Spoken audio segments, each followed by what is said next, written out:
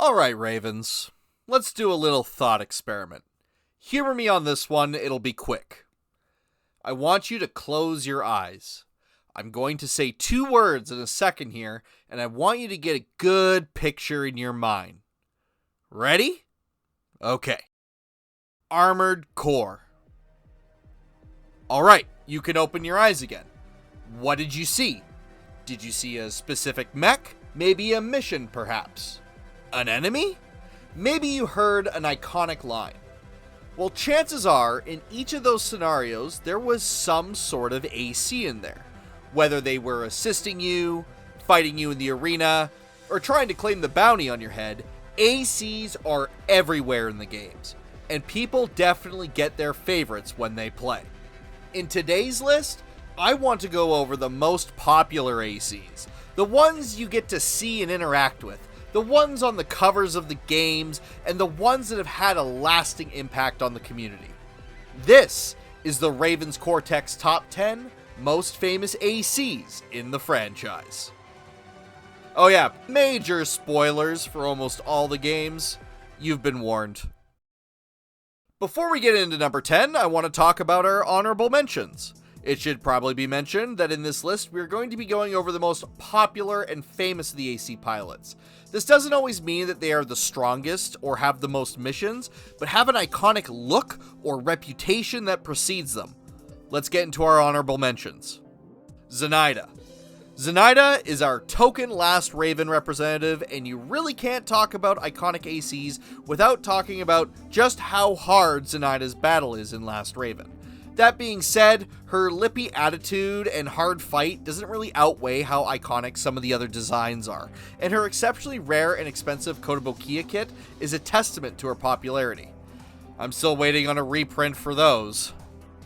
Jay, the Reaper Squad leader who's piloting evil, spooky White Glint in Armored Core Verdict Day.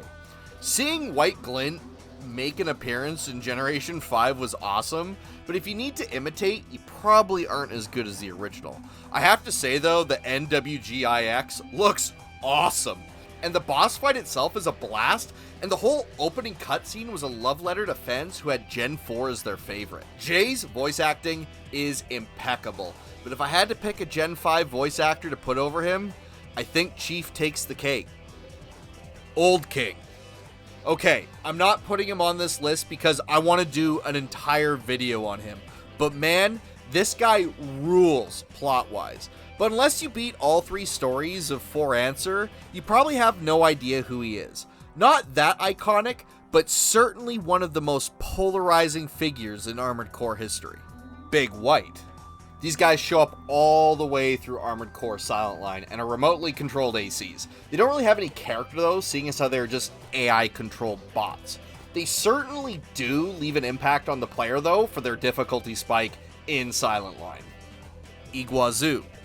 Last on this list is Gun 5 Iguazu, our boy with the grudge and centerpiece of the 3rd playthrough of Armored Core 6. Look, I know a lot of my viewers are fans of AC6 or had their first exposure to the series with 6, and Iguazu's arc is a great one, but the fact that he's only really a large part in part 3 of the playthrough kinda hampers his legendary status, and there are many popular Armored Core 6 characters, so Iguazu gets his mention here. Okay, let's kick off this list. By the way, a lot of these ACs have real-life model kits. I'll be mentioning them, but the fact that they have a kit doesn't automatically mean they get a spot on this list. Just something I noticed while making it. Number 10. Vengeance Vendetta, Armored Core 5. Generation 5 is easily the black sheep of the franchise, and certainly the most polarizing of all the games. Players that were used to Armored Core 4 or 4 Answer's movement were in for a shock when they got slapped into a tutorial and this guy is coming after you.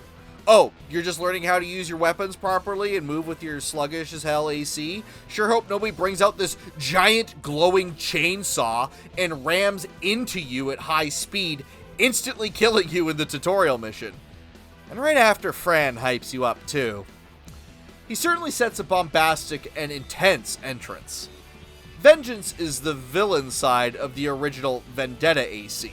They're functionally the same mech, just integrated with different pilots. Vendetta is piloted by Fran's father, who you helped defeat while working for the corporation. And Vengeance is piloted by RD after he betrays you in the story missions when you are working for the Resistance. This AC just can't be on your side no matter what you do, huh?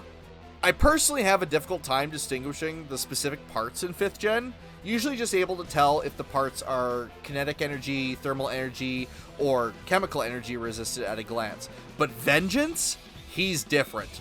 That rust-colored AC is super recognizable. There isn't that many brown ACs across the games, and the ultimate weapon Grindblade being his defining feature really captures the fact that this AC is an exceptionally dangerous foe. And that cinematic scene of Vendetta getting ready to absolutely ruin your day in the sewers before Chief shows up is, mwah, absolute cinema. I don't want to focus too much on the pilots themselves, as AC5's writing isn't great, so let's focus on the robot.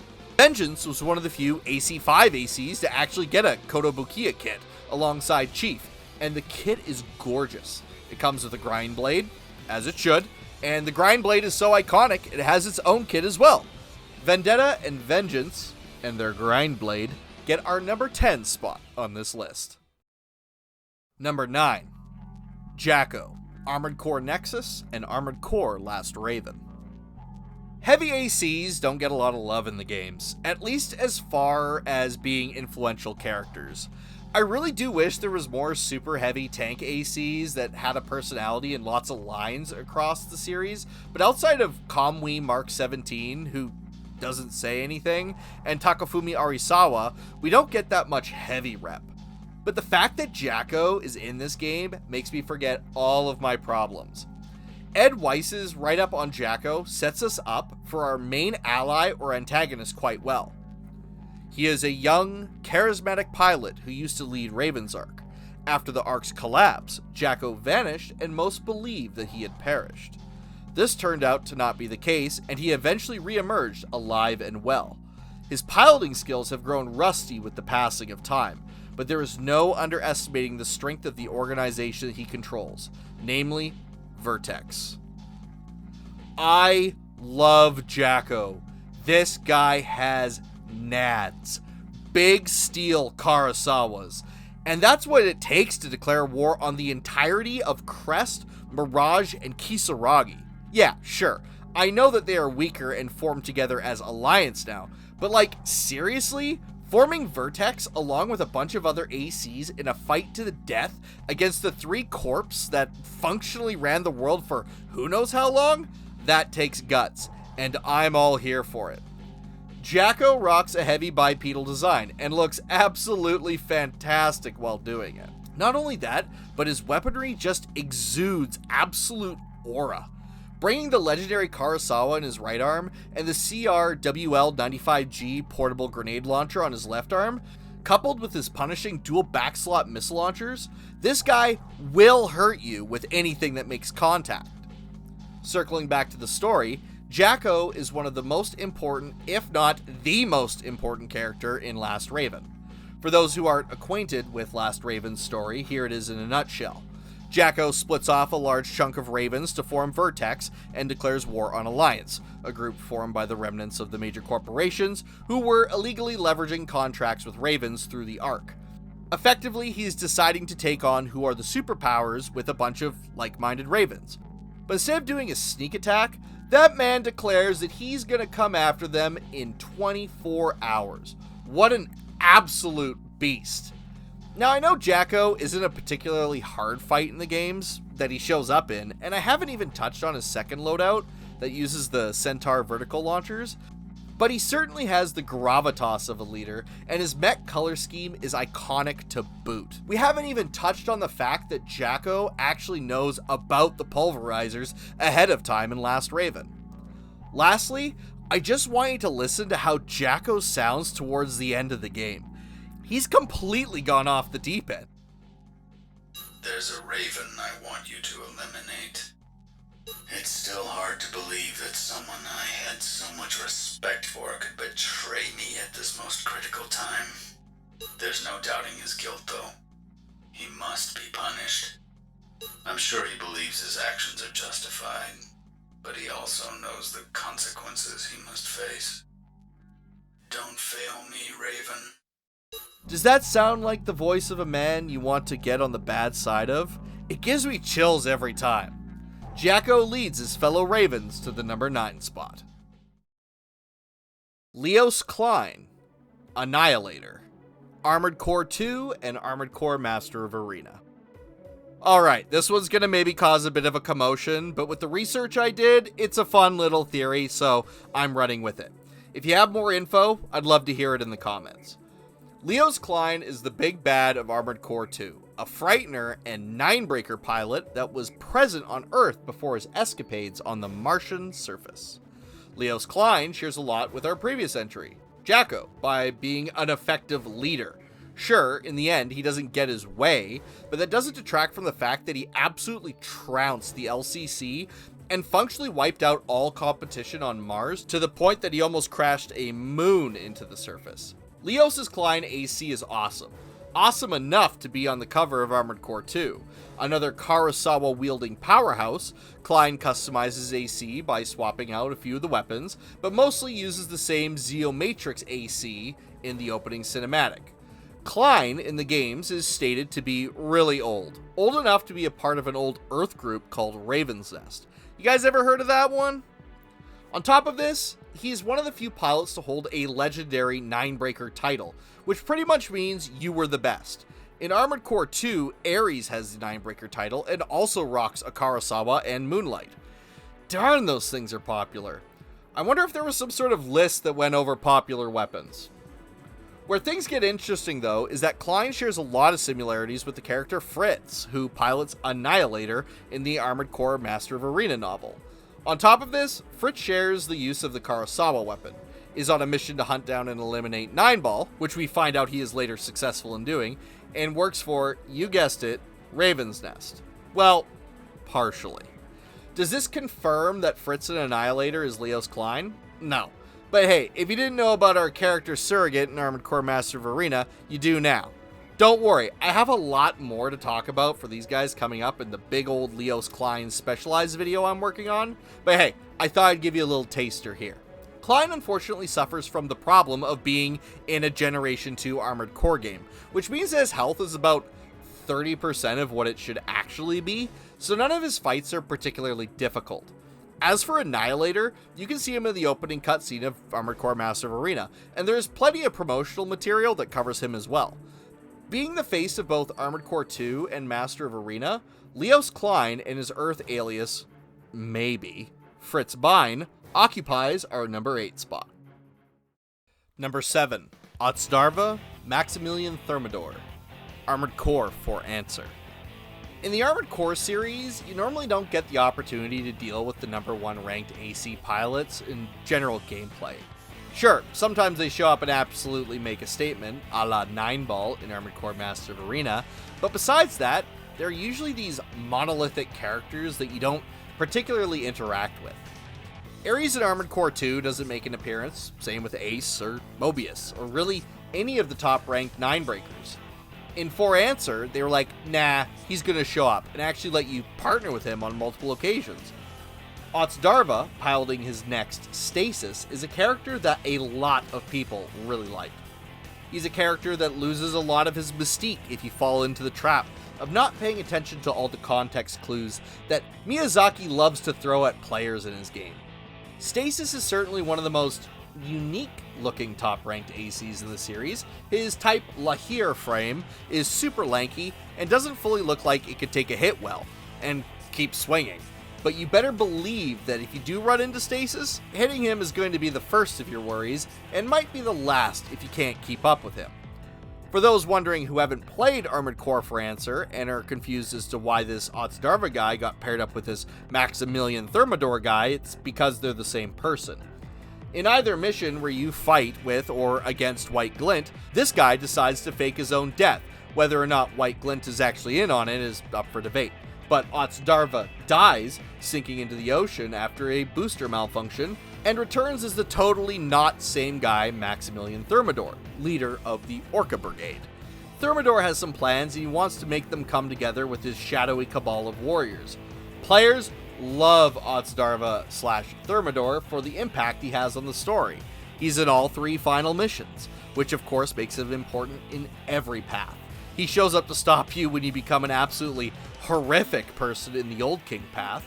He's defeated at the end of the Orca path in normal mode, and shows up to fight you in the hard mode. And of course, he's the final boss in the Kalarid path. And if I had to pick between AC4's Berlioz and AC4 Answer's Thermidor, sorry Berlioz, Thermidor wins the edgy Shadow Mech contest between you two, and occupies the number 7 spot on this list.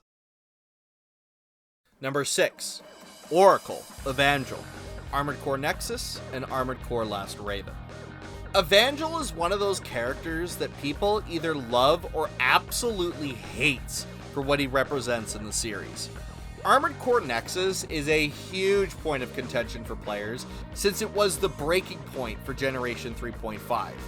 Booster heat, more slippery controls, aiming changes, and frankly more system and balance updates than I care to list here makes Nexus a love or hate it game.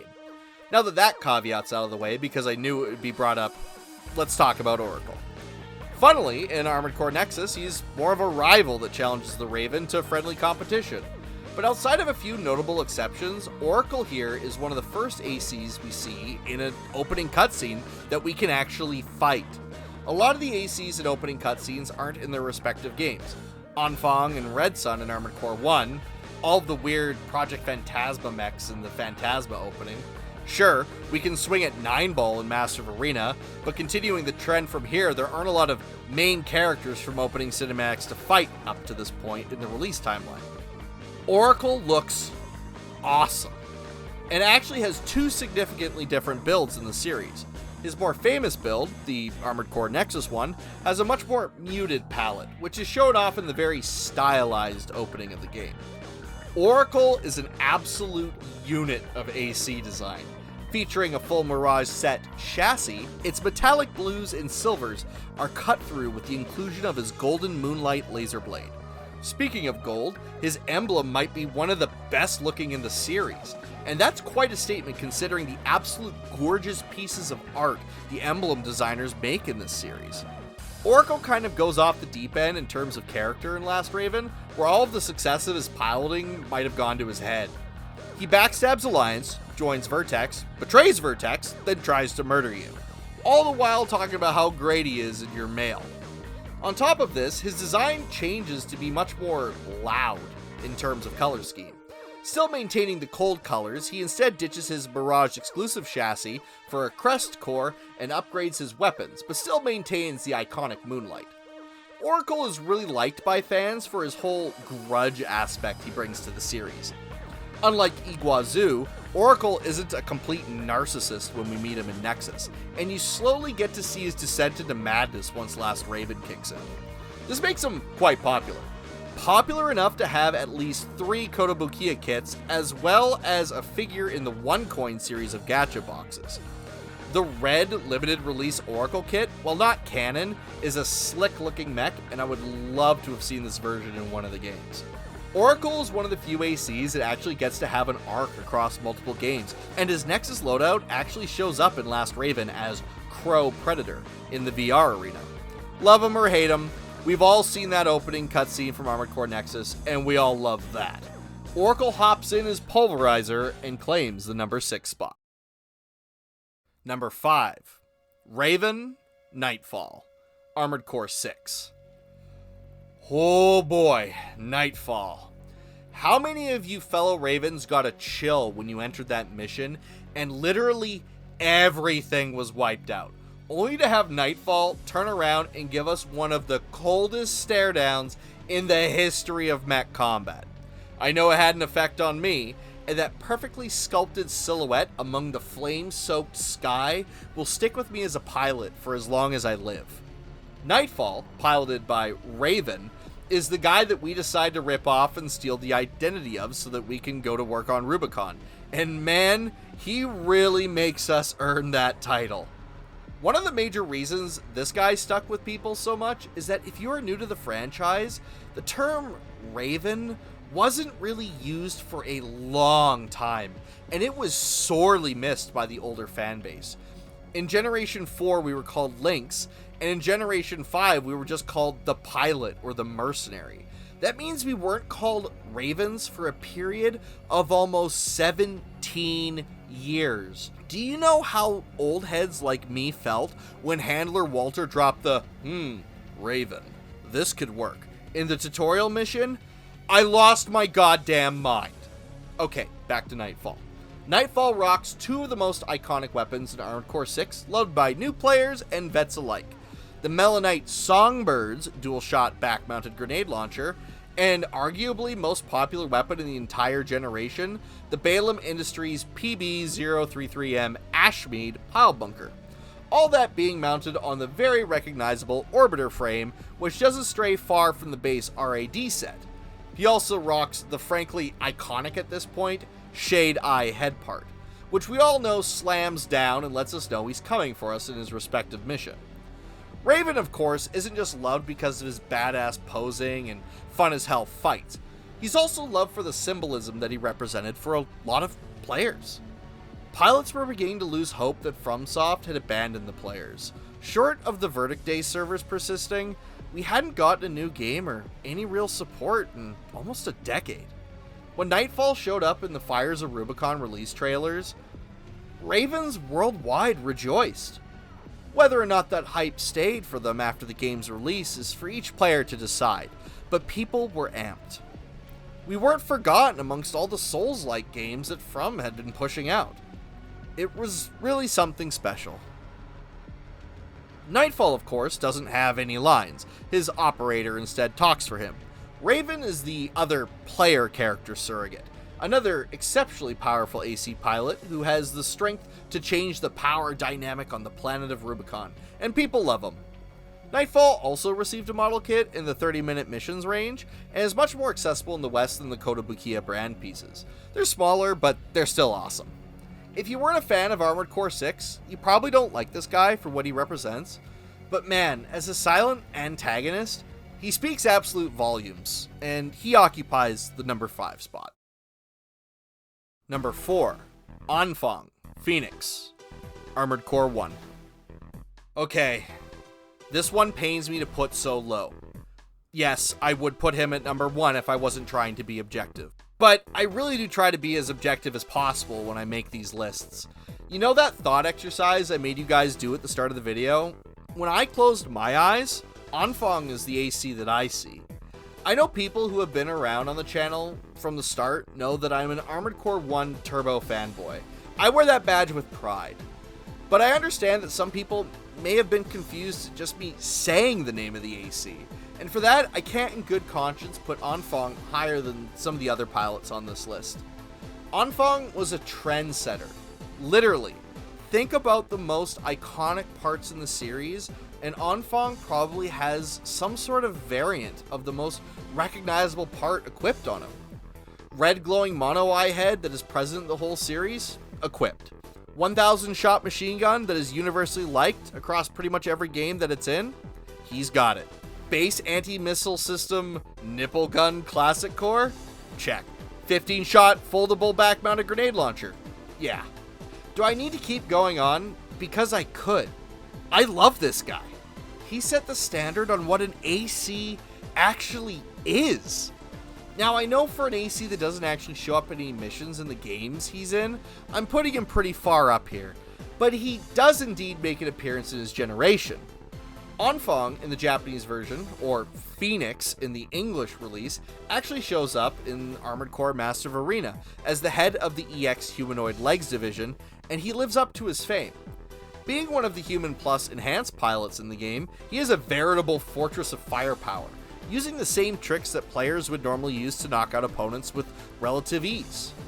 His WC GN230 grenade launcher will rain death on you from on high, and his WG AR-1000 is more than capable of shredding you if you get close. He certainly deserves the top spot in his respective category. For many older Ravens, I know that Anfang has a special place in a lot of our hearts. He was the first thing we saw in the opening cutscene, literally assembled. priming us for the amazing customizable gameplay we were about to experience. He was on all the promotional material on the ancient PlayStation.com/Armored Core website, back before Google was even a thing, and of course he was on the cover of the game, both Japanese and English versions. Kawamori did some absolutely incredible promotional art with Anfang as well for Project Phantasma. If there was one AC design that most likely got you into the series in the 90s, it was him. Anfang has an exceptionally special place in my memories, and gets this list's number 4 position. Hey Raven, before we get to the top 3, I would love to take an opportunity to tell you to subscribe to the channel. We got lots of Armored Core content coming down the pipe, especially that Leos Klein video, and these videos take a lot of time to make. Of course though, please, only sub if you are enjoying the content. And if you do decide to sub, it really does mean a lot to me. Thanks. Back to the list. Number 3. V4 Rusty, Steel Haze, Armored Core 6. How many of you were starting to get scared that all of your Armored Core's man crush wasn't going to be on this list? Did you really think I would forget him? Where's Buddy after all? Rusty is unique in the sense that he is one of the few pilots in the entirety of the franchise that doesn't want to tear our throat out from the get-go, and is straight up cordial with you for many missions. Rusty first shows up in arguably one of my favorite missions in the entire series, Operation Wall Climber, where we assist the Vespers in retaking the wall from the Rubicon Liberation Front. Rusty proves himself to be quite a capable pilot throughout the game, supporting us in multiple missions, and of course during the combined Balaam Arquebus Agreement mission to take down the autonomous coral weapon, the Ice Worm, as the railgun sniper from miles out. In this mission alone, Rusty pretty much cemented his position in the Armored Core universe as an absolute undisputed badass. I won't miss. I won't miss is something that you don't forget if you play these games as much as I do. There are very few lines that carry as much impact as that one in the series. Rusty is also a huge pull for people that just love the characters of the games. Outside of Handler Walter, I know Rusty has a bunch of female fans in Japanese fan circles, not to mention the absolute loads of fan art of people romancing our favorite Vesper. Seriously, go check out Baby Beth's Armored Core dating simulator, Patreon and YouTube page. She's put a lot of work into that dating simulator, and it looks great. What was I talking about again? Oh yeah. On top of this, Rusty is probably the closest thing we have to a noble pilot in Armored Core 6. He fights for the liberation of the planet, does his best to keep casualties to a minimum, is feeding the Rubicon Liberation Front information, which are usually accepted to be the good guys, and is the one who tries to stop you after you decide to fly the Xylem into the vascular plant. Rusty is also intelligent, which is a trait that sometimes our favorite pilots might not really be. I'm looking at you, Sledgehammer. Able to pull off being totally clandestine within the Vespers without raising suspicion to pretty much anyone. His iconic laser slicer and Noctrier Schneider frame can be identified at a glance, and his fights are usually considered to be the hardest, for whatever that means for you in Armored Core 6. In fact, I'm pretty sure most of you watching that were introduced to the series through the 6th installment, you probably expected Rusty to take the number 1 spot. Well, as much as I love Rusty, I can't in good conscience give him anything better than our bronze medal today. So our resident Rubiconian claims the number 3 spot and gets on our podium of iconic ACs today. Number 2. Unknown, White Glint, Armored Core 4 Answer. Generation 4 brought a lot of criticism and praise when it came out. It is arguably one of the most divisive of the generations for its exceptionally fast movement, departure from classic AC design, and shifts to a much more mobile game style of Armored Core. However, I think if there's anything that almost everyone can agree on, it's that White Glint, Anatolia's mercenary, is one hell of a mech design. White Glint, aka Anatolia's mercenary, is actually us. Like, our player's character from Armored Core 4 transplanted into the world of Armored Core 4 Answer. Rocking two of the absolutely ludicrously powerful Salino 5s that required a nerf in the form of a new regulation on its shoulder slots, and arguably the most unique looking mech of any of the Gen 4 ACs, White Glint's status in the mecha world is certainly one that puts Armored Core on the map. I know many people who picked up the franchise because of White Glint's look alone.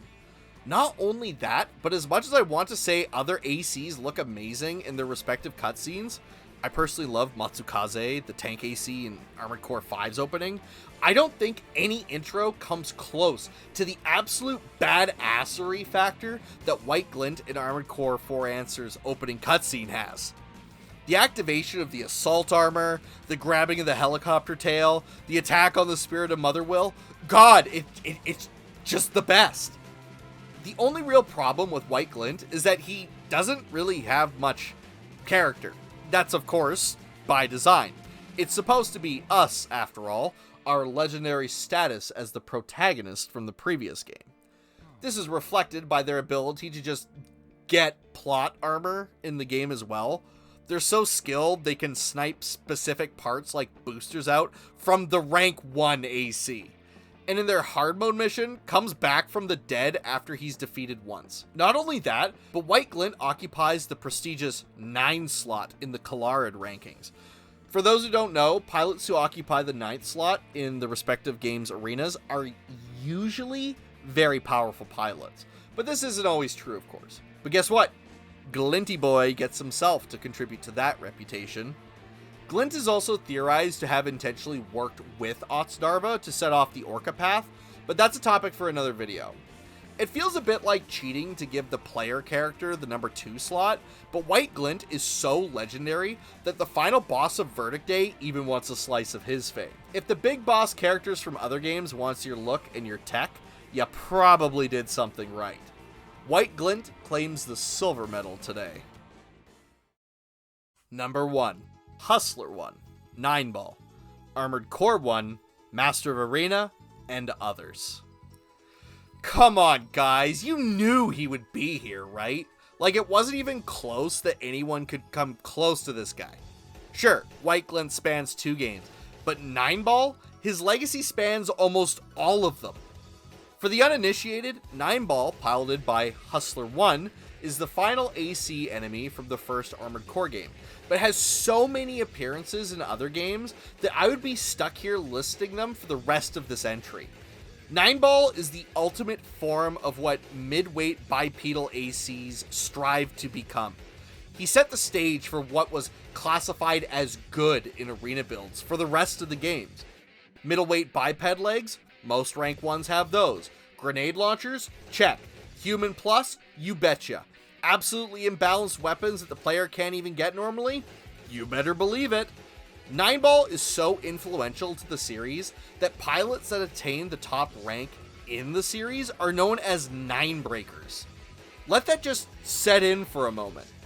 This guy was so powerful in renown in his heyday that almost all Ravens afterwards would attempt to get the title of Ninebreaker.